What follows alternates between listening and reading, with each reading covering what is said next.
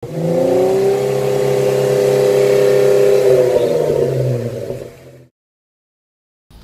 series lagi 95.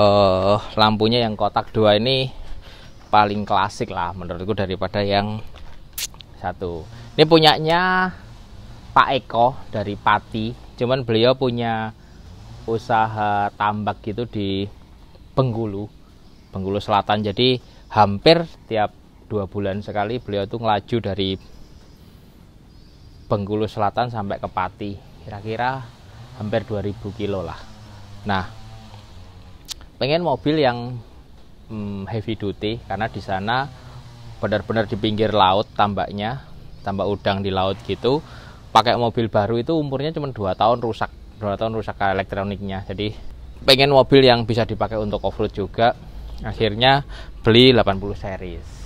Kita suruh modifikasi ban supaya bisa off-road sama keluarga, overland. Bisa dipakai PP untuk jalan pulang ke Jogja, dan di sana juga sesekali bisa masuk ke main sama komunitas gitu. Akhirnya dimodifikasi seperti ini karena perjalanannya jauh, itu sama dengan mobil overland kan. Makanya dipilihin ban yang ukuran 35, pakai Razer AT 771 ini ban yang menurutku paling enak lah dipakai untuk harian dan untuk off-road, karena di sana treknya itu ya off-road gitu. Tapi sekali off-road masih bisa dipakai untuk tol juga, jalan jauh di aspal. Makanya dipilih ini peleknya pakai metode 703 ring 17 karena nggak beadlock, balance, enteng, kuat gitu, offsetnya pas. Ya udah, yang inilah depan belakang. Untuk suspensionnya pakai Tough Dog, pernya pakai Tough Dog 0300 ini 0300 yang continuous load 0/300 gitu.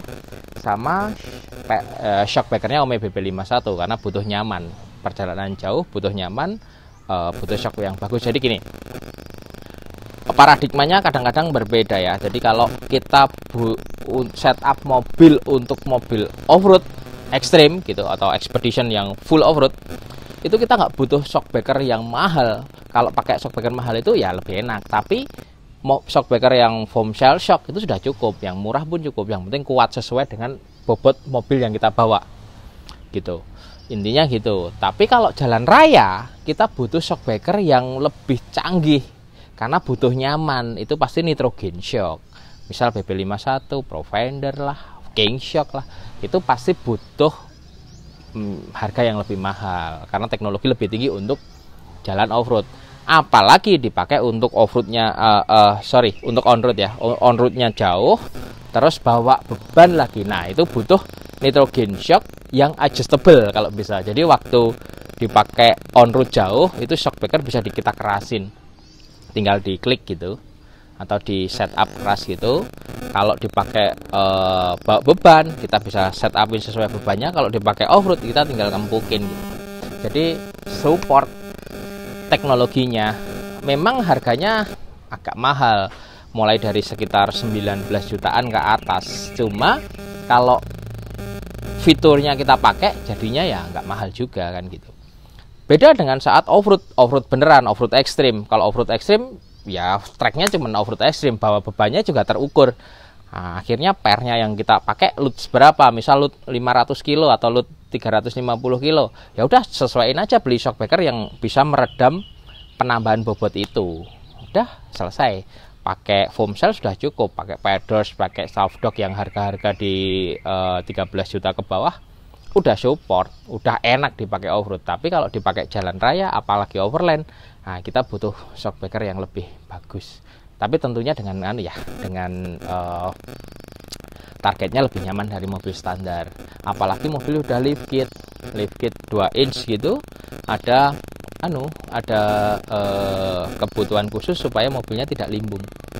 Nah gitu. Terus setupnya setelah ini sebenarnya ada set lagi tambahan modifikasi shockbreaker steer. Kalau memang mau jauh-jauhan nyaman, itu boleh pakai Tough Dog SV. Tough Dog XHD. Jadi di atasnya levelnya Tough Dog SV. Lalu suspension nih, kita bicara suspension lagi. Kalau kita lift 3 inch atau 2 inch itu pasti jangan lupa ada bracket stabilizer yang harus kita turunin juga. Ini misal lift 2 inch ya, bracket stabilizer kita turunin 2 inch. Terus karet stopper itu juga harus diturunin sesuai diameter ban. Kalau ini contoh ini pakai ban ini, yang depan itu diturunin 2 inch, yang belakang dituruninya sekitar 3 inch. Jadi saat travel dia bannya tidak kena fender. Itu hati-hati, terutama nurunin bracket stabilizer depan gitu. Terus kalau teman-teman mau setup begitu, yang paling utama kalau pengen lebih nyaman lagi dari standar, artinya kita bisa setup mobil lebih empuk tapi tidak limbung, kita upgrade stabilizer. Stabilizernya di-upgrade yang lebih keras. Ada dari Super Pro lah, rata-rata ada Super Pro yang bagus. Bisa depan belakang, bisa belakang aja gitu. Kalau karakternya beda-beda. Kalau mobilnya kosong nggak ada beban, pengen ada teman-teman yang pengen nyetirnya presisi gitu, yang depan yang di-upgrade. Tapi kalau pengen nggak limbung, ngurangi limbung yang belakang. Tapi kalau pengen enak, depan belakang. Tapi dengan syarat shockbreakernya harus bisa di-setup lebih empuk. Kalau enggak percuma gitu. Itu. Terus modifikasi yang lain yang keren ini adalah atasnya nih, konsep bumper ARB, set protektor dari ARB, Safari snorkel, ARB base rack roof rack. Roof racknya yang model baru dari ARB yang base rack yang tipis gitu, bisa dipasang. ARB Kakadu roof tent ini juga ready kita, sama awningnya ARB tutup. Nah, karena beliau ini suka di daerah Lampung itu, Bengkulu itu suka jalannya kan gelap kalau malam, suka memang jalan yang harus sepi gitu kan, harus lampunya terang. Makanya kita saranin pakai steady yang 51 inch ya, double row. Ini lumayannya tinggi banget, 20.000 kalau nggak salah, 22.000. Sama depannya steady ini, steady yang ini. Pro X. Ini top banget, ini sama itu lampunya top. Harganya reasonable. Maksudnya gini, kualitas lumens sama sinarnya, keterangan sinarnya sama harganya itu sangat oke. Gitu. Ini ada ARB awning. ARB awning, kenapa dipilih ARB awning yang 2,5 meter? Karena dia ada bisa beli tutupnya, bisa gitu. Winch-nya cukup VR Evo, yang terpasang ini VR Evo 12.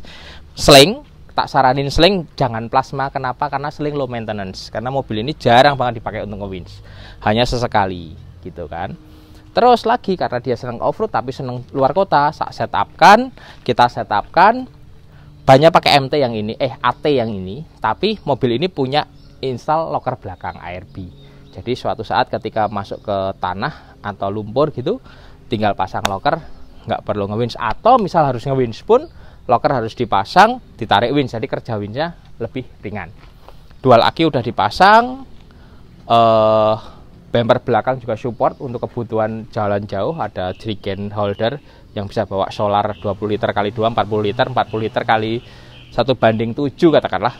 Wah, udah 250 kilo lagi. Terus mobil ini juga dipakai overland, makanya di dalam udah disiapin tenda yang yang di bawah sama kursi ARB. Kursi ARB banyak banget di Lamban Garage lagi Shell. Awningnya juga bagi masuk banyak. Tenda ARB juga oke. Tenda ARB-nya oke banget. Nah, gitulah kira-kira. Terus karena mobil jarak jauh nih, mesin apa yang di-upgrade? Mesin Bosom kita upgrade. Kita balikin dengan kondisi yang paling bagus. Sama knalpot kita ganti yang free flow 3 inch gitu. Kenapa? Karena tenaganya bisa maksimal, spooling turbonya di RPM lebih bawah, dan yang paling seneng suhu ruang bakarnya atau exhaust gas temperaturnya turun. Nah, itu yang penting karena mobilnya dipakai ribuan kilo sekali jalan. Oh ya, mobil-mobil ini sekuat-kuatnya VX80, sehebat-hebatnya teknologinya, dia tetap harus maintenance. Karena apa? Usia udah 25 tahun. Mobil dipakai biasanya penambahan bobot ini bisa sampai dengan 200-300 kilo. Artinya kerja suspensi, kerja sasis, kerja bearing, kerja baut-baut itu bertambah.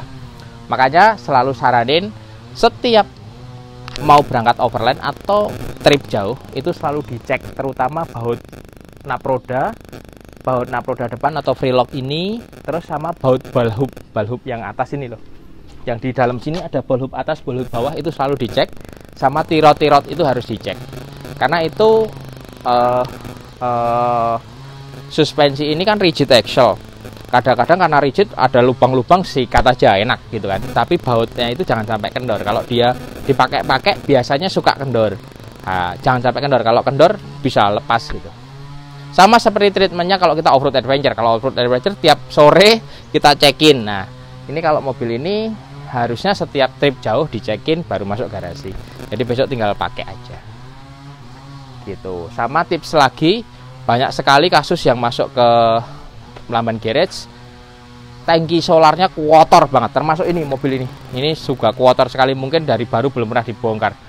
Saranku yang punya VX80 bongkar itu tangkinya, bersihin semua, mas, pasang lagi, enak.